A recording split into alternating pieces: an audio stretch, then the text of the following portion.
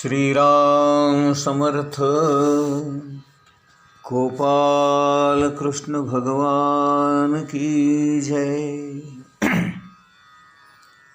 ओम नमोजी आद्या वेद प्रतिपाद्या जय जय स्वसंवेद्या आत्मरूपा देवा तूची गणेशु सकल मती प्रकाशु म्हणे निवृत्तीदासू अवधारी जोजी।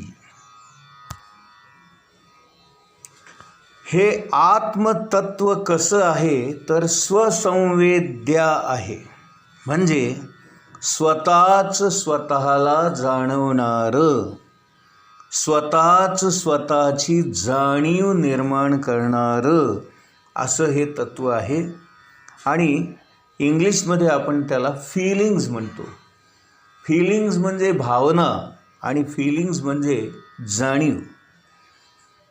बुद्धीने आपल्याला जे काही कळते ते मनामध्ये भावनांच्या रूपाने उतरते। जोपर्यंत मनामध्ये भावना निर्माण होत नाहीत तोपर्यंत आपल्या हातून परमार्थ घडू शकत नाही। म्हणून देव आहे, देव आहे, देव आहे हे नुसतं म्हणून उपयोग नाही, तर तो आहे याची आपल्याला जाणीव झाली पाहिजे। ती जाणीव आपल्या मनामध्ये बुद्धीमध्ये उतरली पाहिजे, त्याशिवाय आपल्या हातून परमार्थ घडत नाही। आपण जिवंत आहोत ही सुद्धा एक प्रकारची जाणीवच आहे। आता ही जाणीव कुणाला? जो जिवंत आहे त्याला। म्हणून प्रत्येकाची जाणीव ही ज्याला त्याला असते आणि म्हणून इथे भगवंताला स्वसंवेद्या असं म्हटलेलं आहे, कारण तोच त्याला जाणतो, तोच त्याची जाणीव निर्माण करतो। या जाणीवेनेच आपण आपल्याला जाणून घेतो आणि म्हणून याला स्वसंवेद्या असं म्हणतात। आता हे जाणीव कशी निर्माण होते तर ती भगवंताच्या कृपेने निर्माण होते आणि त्यालाच आपल्या बुद्धीला मिळालेली चालना असं आपण म्हणतो। बुद्धी आहे पण ती जर कामच करत नसेल तर, तिला चालनाच मिळाली नाही तर, नाही का? शेवटी मेंदू म्हणजे काय आहे हो? मांसाचा गोळाच आहे ना तो। पण मांसाचा गोळा असून सुद्धा त्याच्यामध्ये काय अजब असं भगवंताने निर्माण केलं आहे बघा। त्या गोळ्यामध्ये आपण अनेक प्रकारची माहिती साठवतो, अनेक प्रकारची जाणीव निर्माण करतो, अनेक प्रकारचं ज्ञान आपण त्याच्यामध्ये साठवतो। आणि नुसतं साठवत नाही तर ज्या ज्या वेळेला आपल्याला आवश्यक असतं त्या त्या वेळेला ते बाहेरही येऊ शकतं। ही केवढी मोठी कृपा भगवंताची आहे। आणि म्हणून भगवंताने सर्वच जीवांना जाणीव बहाल केलेली आहे आणि ही जाणीव निर्माण होणं म्हणजेच ज्ञान होणं। आता ज्ञान हे प्रकाश स्वरूप आहे आणि ते स्वयंप्रकाशी आहे आणि म्हणून भगवंत हा स्वसंवेद्य आहे, स्वयंप्रकाशी आहे। तोच या जगामध्ये जाणीव निर्माण करणारा आहे आणि म्हणून त्या भगवंताला आपण अगोदर वंदन केलेलं आहे। देवा तूची गणेशु हे जे आत्मतत्व आहे त्यालाच ज्ञानेश्वर महाराजांनी गणेश या सगुण साकार देवतेची मूर्त स्वरूपामध्ये आपल्यासमोर काहीतरी प्रतिमा हवी म्हणून या गणेशाला आपल्या मनामध्ये समोर आणलेलं आहे। आणि ते म्हणतात सकलमती प्रकाशू। सकलमती प्रकाशू म्हणजे काय? सर्वांच्या मतीला म्हणजेच बुद्धीला प्रकाश देणाऱ्या हे गजानना। आता हे कसं आहे? बुद्धीला प्रकाश देणं म्हणजे तो भगवंत जो आहे त्या बुद्धीमध्ये जाणीव निर्माण करतो आणि जाणीव ही स्वसंवेद्या असते, स्वयंप्रकाशी असते आणि म्हणून आपल्या बुद्धीला त्या जाणीवेचा तो स्वयंप्रकाश जो असतो तो दिसतो, कळतो। परंतु तो बुद्धीच्या पलीकडे असतो. आपल्या सर्व शरीराच्या इंद्रियांच्या पलीकडे मन असतं आणि मनाच्याही पलीकडे बुद्धी असते आणि त्याच्याही पलीकडे तो परमात्मा असतो. आणि म्हणून त्या परमात्म्याचं वर्णन करताना काही काही वेळेला बऱ्याच संतांनी अशाही पद्धतीने केलेलं आहे की तो परावाणीच्याही पलीकडे असतो, म्हणून त्याला परेशू असं म्हणतात. आणि एकनाथ महाराजांनी हेच एका फार सुंदर भजनामध्ये किंवा अभंगामध्ये मांडलेलं आहे. ते म्हणतात, गुरु परमात्मा परेशु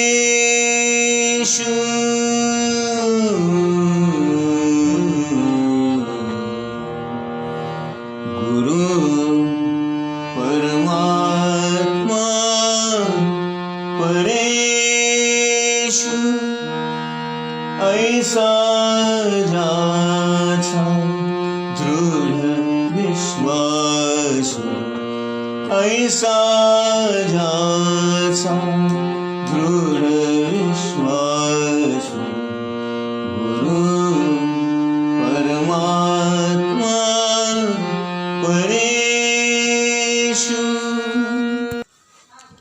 हे आत्मतत्व म्हणजेच त्याला गुरुतत्व असंही आपण मानतो आणि तोच परमात्मा आहे आणि तो परावाणीच्याही पलीकडे आहे, म्हणून त्याला परेशू असं म्हटलेलं आहे. एकनाथ महाराज म्हणतात, गुरु परमात्मा परेशू ऐसा ज्याचा दृढ विश्वासू. नाही का, हा विश्वास असणं महत्त्वाचं आहे आणि हा विश्वास म्हणजेच जाणीव. नाही का, त्या भगवंताचं असणं हे मान्य करणं हीच जाणीव आणि तो भाव मनात असणं यालाच म्हणतात भगवंताविषयीचा असणारा भाव. हाच परमात्मा परेशू असलेलं, हेच गुरुतत्व असलेलं त्यालाच ज्ञानेश्वर महाराज गणेश म्हणतात. आणि असा हा गणेश आपल्याला बुद्धी देणारा आहे, त्या ज्ञानाचा प्रकाश देणारा आहे. आणि म्हणून ज्ञानेश्वर महाराज म्हणतात, देवा तूची गणेशू सकल मती प्रकाशू. आणि हे कोण म्हणतंय तर मी निवृत्ती दासू अवधारी जोजी. आता गणेशाच्या स्वरूपाचं वर्णन करताना हे गणेशाचं स्वरूप ओंकारमय आहे असं त्यांनी म्हटलेलं आहे. हे म्हणण्याचं कारण असं की त्या गणेशामध्ये सुद्धा ओंकारामध्ये जे 3 वर्ण आहेत, अ, उ आणि म, अकार तो ब्रह्मा, उकार तो विष्णू, मकार महेशू, या 3ही देवतांचे 3 गुण रज, सत्व आणि तम, या एकत्रित गुणांचा परिणाम हा गणेश आपल्याला करून देतो. तो स्वतः जरी गुणांच्या पलीकडे असला तरी या गुणांनी युक्त असणारा परिणाम मात्र तो आपल्या बुद्धीवर घडवून आणतो. आणि म्हणून तो ओंकार स्वरूप आहे, तो बीज स्वरूप आहे. या जगाची निर्मितीही तोच करतो, या जगाचं पालनपोषणही तोच करतो आणि या जगाचा संहारही तोच करतो. म्हणून गणपती हा ओंकार तत्वाने युक्त असणारा असं ज्ञानेश्वर महाराज म्हणतात. आता या ओंकारालाच शब्द ब्रह्म किंवा अक्षर ब्रह्म असंही म्हटलं जातं.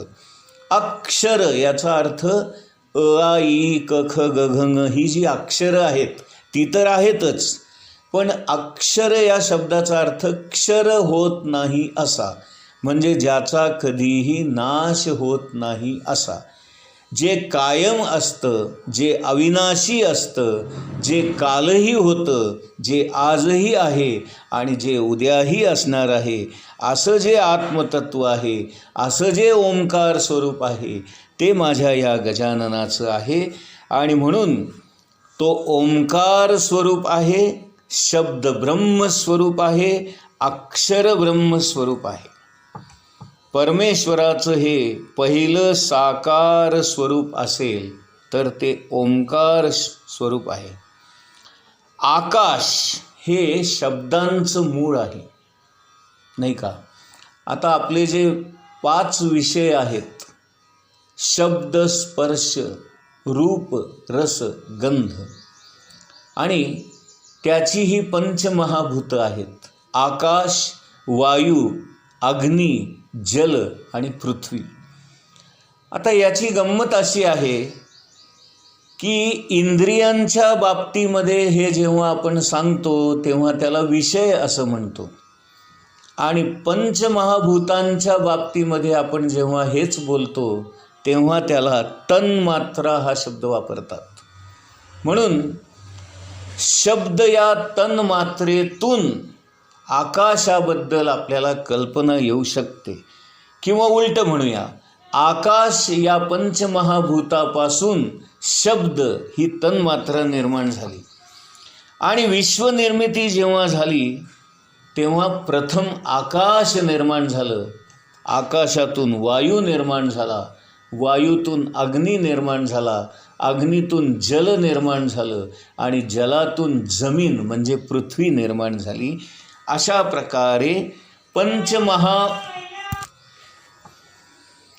पंचमहाभूतांमध्ये सर्वात महान किंवा सर्वात मोठं असणारं हे जे आकाश तत्व आहे ते अगोदर निर्माण झालं. आणि या आकाश तत्वाचा धर्म किंवा त्याला आपण तन्मात्रा हा जो शब्द वापरतो, त्या आकाशाचा तन्मात्रा शब्द आहे. आणि शब्द हे संपूर्ण विश्वाचं अक्षर स्वरूप आहे. आणि मुळातच शब्द हा अक्षरांपासून बनतो, आणि म्हणून हे शब्द नावाची जी तन्मात्रा आहे ती अक्षरांचा समूह आहे. आणि अ, उ आणि म या 3 अक्षरांचा समूह होऊन ओंकार हा ध्वनी किंवा ओंकार हा शब्द निर्माण होतो.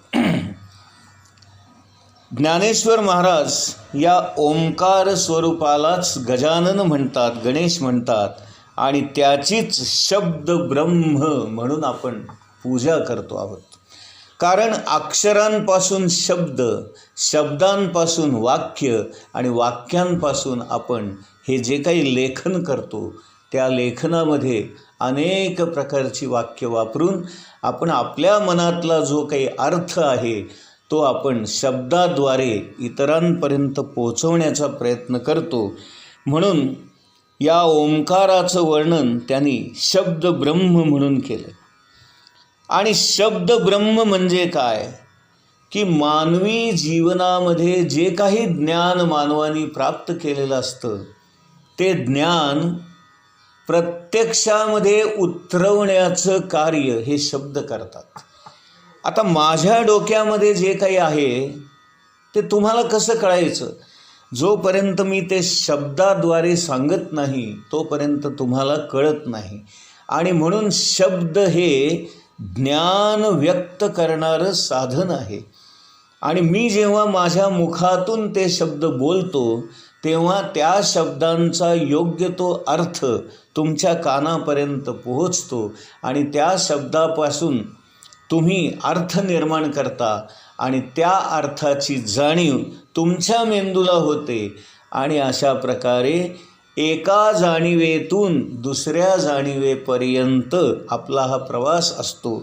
आणि म्हणून हे ज्ञान जे एका ठिकाणाहून दुसऱ्या ठिकाणी संकरित होतं किंवा संक्रमित होतं त्याचं शब्द हे माध्यम आहे. आणि शब्दालाच आपण वाङ्मय असं म्हणतो. वाङ्मय म्हणजे अनेक शब्दांचा, अनेक वाक्यांचा समूह म्हणजे वाङ्मय. मग आपलं हे जे संत वाङ्मय आहे त्याच्यामध्ये आपण भगवंताविषयी, परमात्म्याविषयी, आत्म्याविषयी जाणून घेतो. आणि म्हणून संत वाङ्मय हे सर्व वाङ्मयांमध्ये महत्त्वाचं ठरतं, उजव्या बाजूचं ठरतं. आणि भगवंताविषयीची जाणीव निर्माण करण्याचं महान कार्य हे शब्दरूपी वाङ्मय करतं. आता प्रत्येक संस्कृती जी असते ती संस्कृती त्या त्या वाङ्मयातून आपल्याला दिसते आणि म्हणून वाङ्मय महत्त्वाचं असतं की त्या वाङ्मयामध्ये आपण काय ज्ञान साठवून ठेवलेलं आहे ते शब्द ब्रह्म जेव्हा आपण उघडतो आणि वाचतो किंवा पाहतो किंवा ऐकतो त्यावेळेला त्या शब्दापासून जो काही आपल्याला अर्थबोध होतो त्यातून आपल्याला जाणीव निर्माण होते आणि म्हणून ओंकार स्वरूप असणारा हा गजानन जाणीवेच्या रूपाने अर्थाच्या रूपाने शब्दब्रह्मांच्या रूपाने माझ्या मनामध्ये हे ज्ञान प्राप्त करून देतो, माझ्या बुद्धीला या ज्ञानाचा प्रकाश देतो आणि म्हणून त्याला सकलमती प्रकाशू असं म्हटलेलं आहे. बघा, या सकलमती प्रकाशूचं समजावून सांगताना किती आणि काय काय आपल्याला बोलावं लागलं. म्हणून आपल्या भारतीय संस्कृतीमध्ये किंवा या आपल्या परमार्थामध्ये किंवा अध्यात्मामध्ये सगळ्यात महत्त्वाचं काय असेल तर वेद. वेद यांना अपौरुषेय म्हणतात. अपौरुषेय म्हणजे काय की कुठल्याही माणसापासून त्याची निर्मिती झालेली नाही. अगदी परमात्म्याने सुद्धा त्याची निर्मिती केली नाही. मग हे झालं कसं तर भगवंताच्या श्वासातून काही कंपनं निर्माण झाली आणि त्या कंपनांचा नेमका अर्थ काय असेल हे त्या काळामधल्या द्रष्ट्या असणाऱ्या ऋषीमुनींनी जाणून त्याच्यातून त्याचा अर्थ समजून घेतला. आता सगळ्यात पहिल्यांदा भगवंताच्या जवळ कोण होता तर ब्रह्मदेव. गोपाल कृष्ण भगवान की जय.